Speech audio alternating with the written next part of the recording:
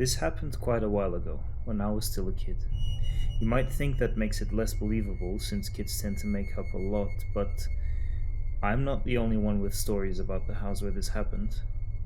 This was when I was about 12, but the setup started way earlier than this. Before I was born, my mother was having trouble in her first marriage. Nothing violent or anything like that. Simply her and her husband at the time, my brother's and sister's dad, weren't getting along. Eventually they split up, went their own ways, and my mother met my father. Through life, me, my brother, and my sister were still really close, even though they lived mostly with their father, so sometimes I would end up spending a weekend at their house, or maybe even just an afternoon. Me and my brother, seeing as we were younger, would do a lot together. He is 5 years older than me, so there was always a little gap in our mentality, but for different reasons, we were quite lonely back then. And so we ended up connecting a lot, especially with video games in common. This is what leads us to what happened. When my brother went into his teen years, he started getting into video games and horror movies. I, being the younger brother who wanted to be exactly like my super cool older brother, ended up following in his footsteps. And we would spend entire weekends playing computer games and eating junk food together. His dad would spend hours and hours at work. We would barely ever see him, and our sister was 10 years older than me, so at the time she was more into going out with her friends than actually staying home. This would leave my brother home alone a lot, or we'd just be there alone together. I don't remember a lot about that day, but I do remember what happened to me like it happened 5 minutes ago.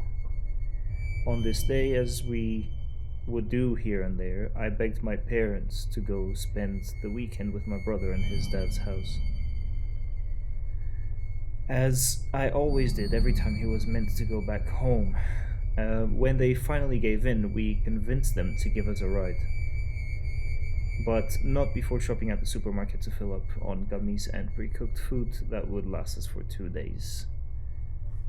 The day went by as usual. The game of choice was Call of Duty.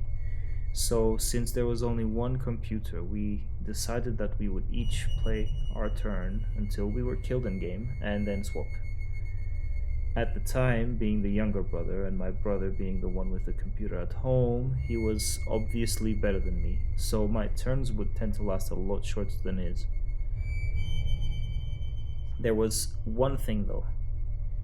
Back then, my brother had just started a relationship with his first girlfriend. This made it so that he was always going back and forth in calls with her. Mobile phones had just started being a thing, so he would mostly use the house phone, and would end up going away from the bedroom a lot to be on calls with her. Of course, being young and mischievous at the time, I would never let him know when his turn was up. Instead, I would die, respawn, and pretend nothing had happened when he came back. As the day went by and the light of the sun started to fade, my brother kept his romantic private calls going. This happened around 3 or 4 more times, 1 or 2 hours at a time, until it was dark. Lazy as I was, and not wanting to call attention to my deaths in game, I decided to ignore another death and just press play again, without even getting up to turn on the lights. It didn't help that at that age I was still scared shitless of the dark, so I opted not to move away from the computer and just keep playing. For you to understand what happens next, I have to explain a little bit about the house and its layout. This was a relatively big apartment in a building that went 18 floors up. You guessed it, of course, we were on the 18th floor. The room where I was, my brother's bedroom, was at the back of the house attached to his father's bedroom. They both opened into a hallway that would go across my sister's room door and all the way to the entrance hall, which had the kitchen door to the left and the living room door to the right, along with the entrance door. So you have a better idea, it would take me about 20 to 30 steps to cross the entire hallway, so there was no way I was going to move to find my brother in the dark, especially knowing I would have to give him his turn instead, or just keep playing. I died once, my brother was still gone. And then I died twice, and no sign of him, which was good. I died a third time, and still nothing. And 4 times, not a sign. This is when I started hearing a faint whistling coming down the hallway towards the bedroom.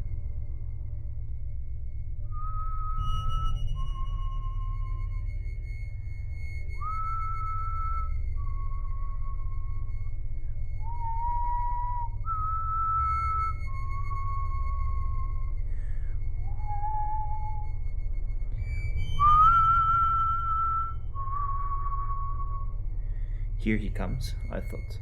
Press play again, quick, before he sees. The whistling stopped about 1 step away from the bedroom door, but unexpectedly my brother didn't show up.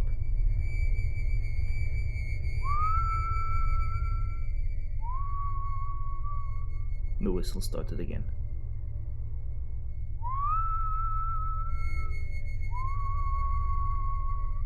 At the far end of the corridor, slowly making its way to me.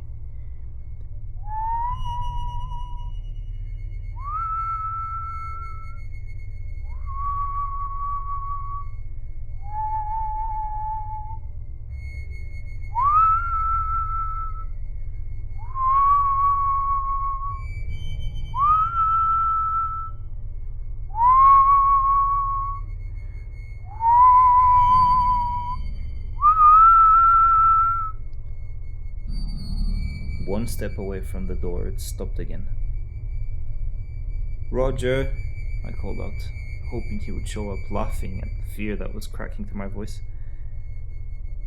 Like every older brother does, my brother had this annoying habit of disappearing into dark places and scaring the crap out of me when I tried to follow him.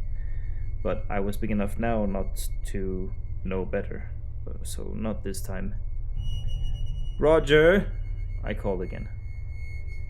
No answer.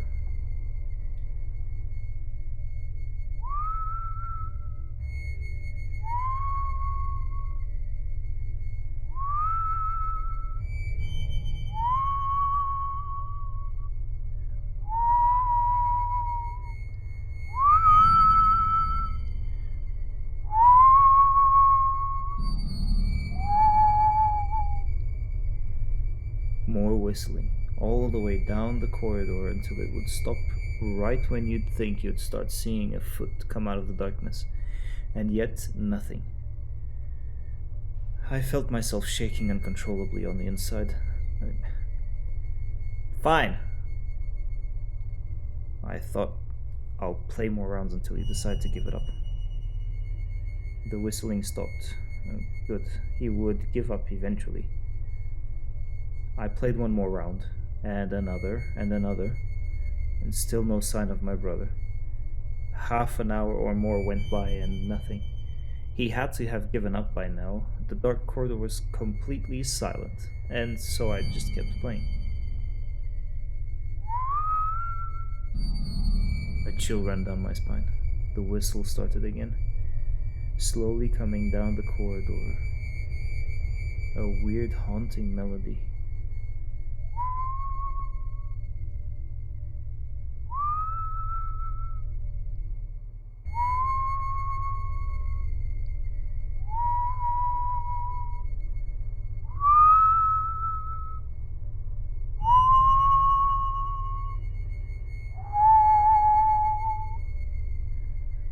Come on, What the hell?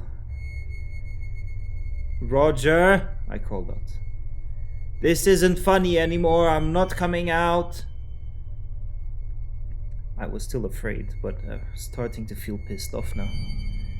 The whistle kept going like a tape being played from start to end, reeled back, and started again.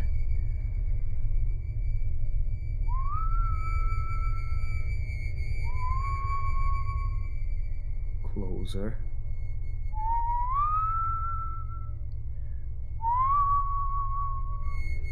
Closer.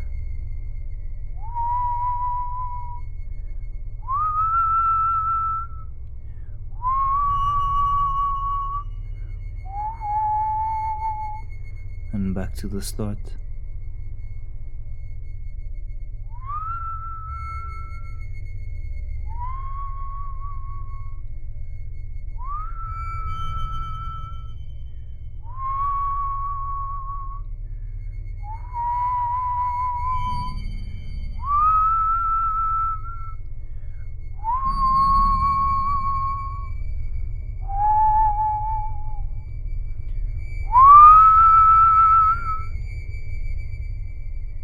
It stopped abruptly, just as it had before.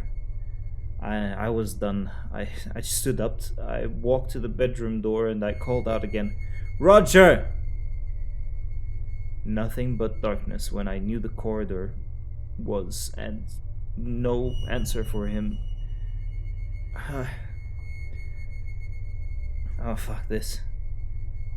I hesitated for a second, and I stepped into the corridor with timid strides.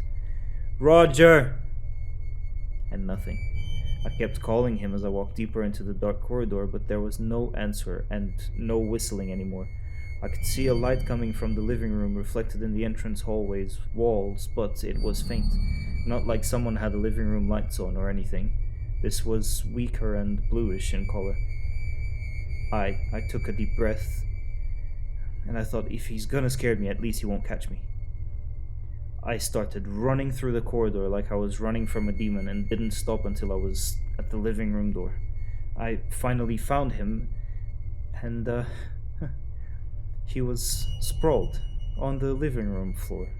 Phone to one side, a couch pillow to the other, and his arms open like he was having a best nap with the TV on in mute. That's what was making the light, the TV. I walked to him, completely pissed off, but now feeling more and more fear at the possibility of having him asleep and on the floor this entire time. Roger! I nudged him with my foot. Roger! He finally moved, and he opened his eyes like he had just woken up from a nice nap and looked at me with this confused but annoyed look in his face. What the hell? What? Oh shit, he was asleep. I could see it in his eyes and hear it in his voice. It was raspy, like mine was in the morning, before I could get used to talking again. He had been asleep for a while at least. Were you whistling? I asked him in an accusatory tone, I still wanting to believe it had been him all along. What are you...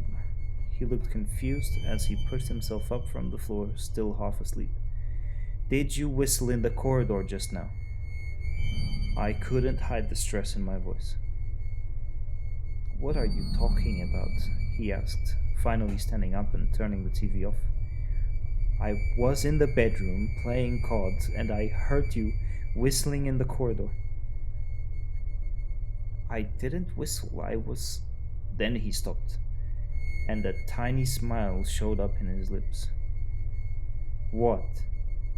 I asked, now thinking to myself that this had to mean was him all along.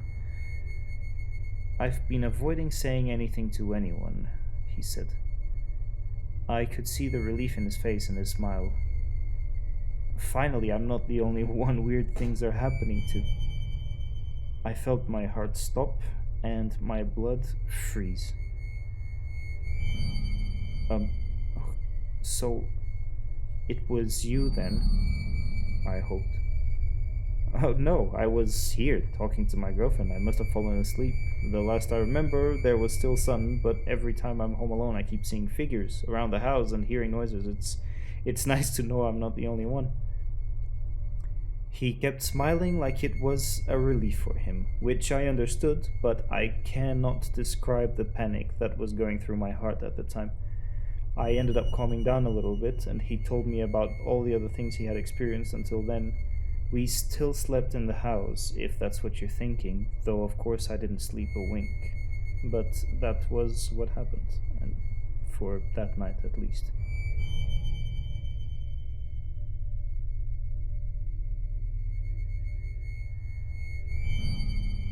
This was about 10 years ago, when I was still living at my parents' house.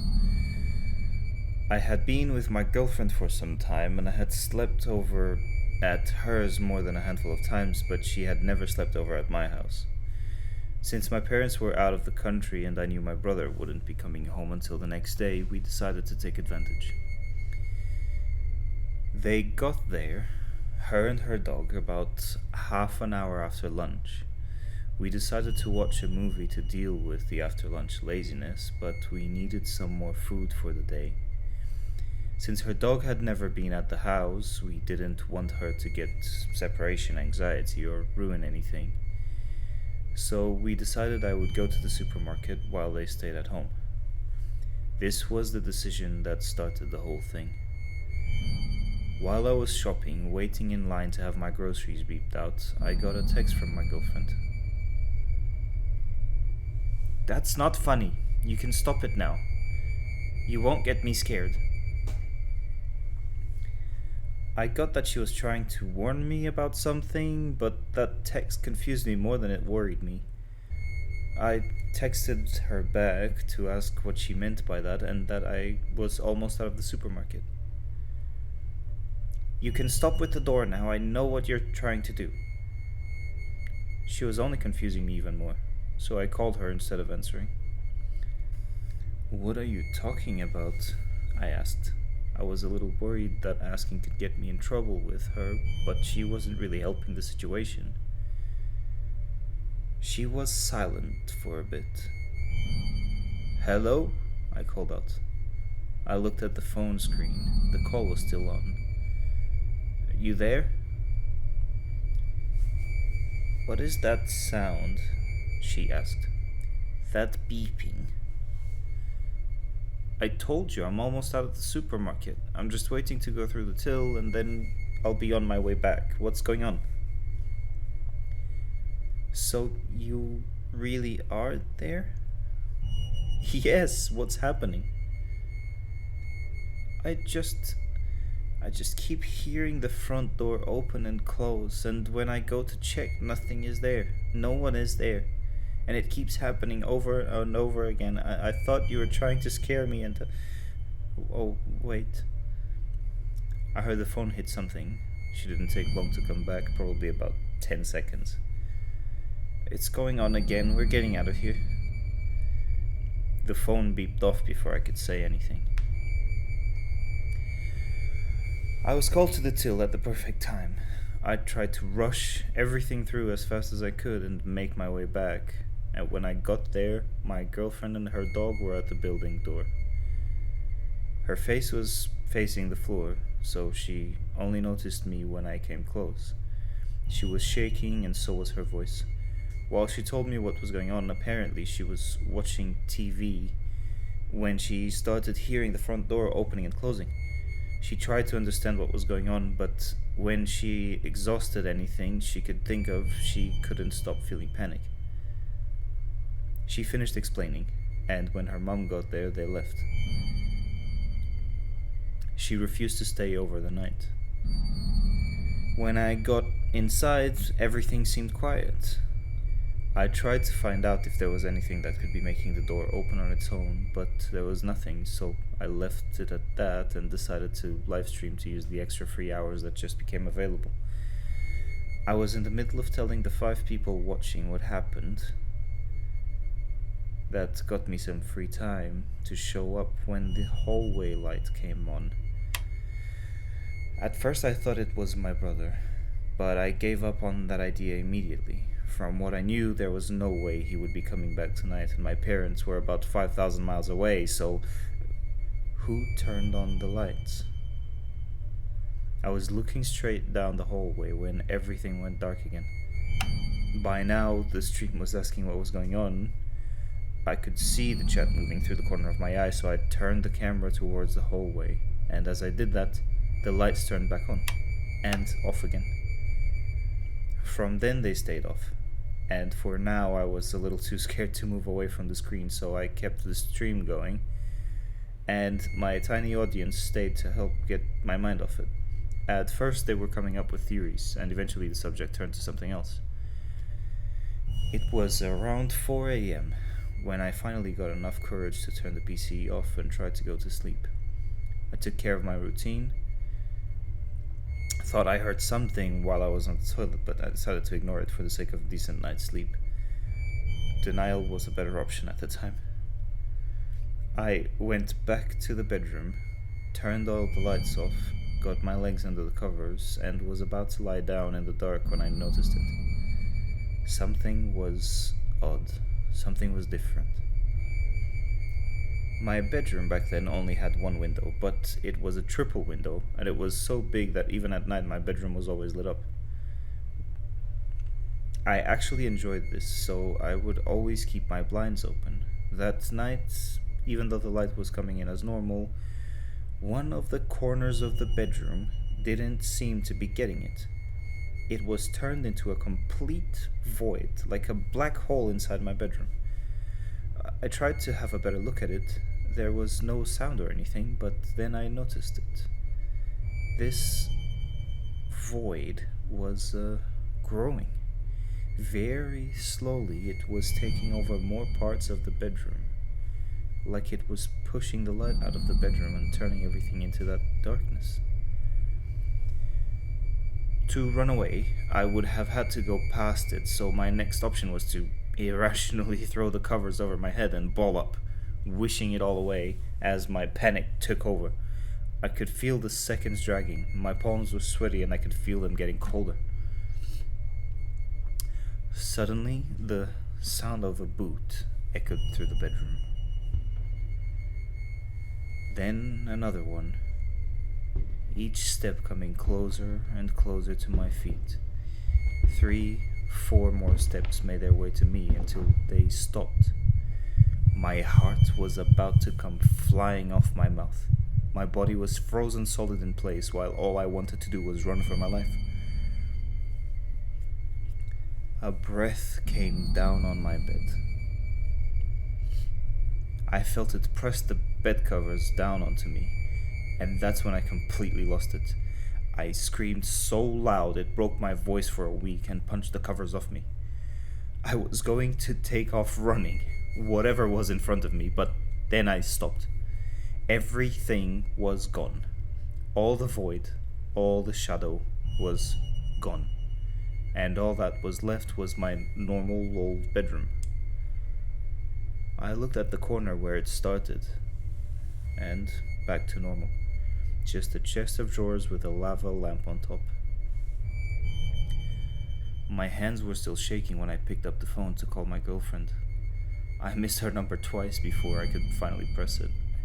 I felt 50 kilos coming off my chest when she picked up, and I heard her sleepy voice on the other end. It was like the way to my lungs had been closed this whole time, and now it suddenly let the air in again. I asked her if I could come over and sleep at the house. When she asked why, I told her it had to do with what happened to her that afternoon, but I didn't want to explain more. I just wanted to get out of there. She told me I could come, and that was the last time I slept in that room.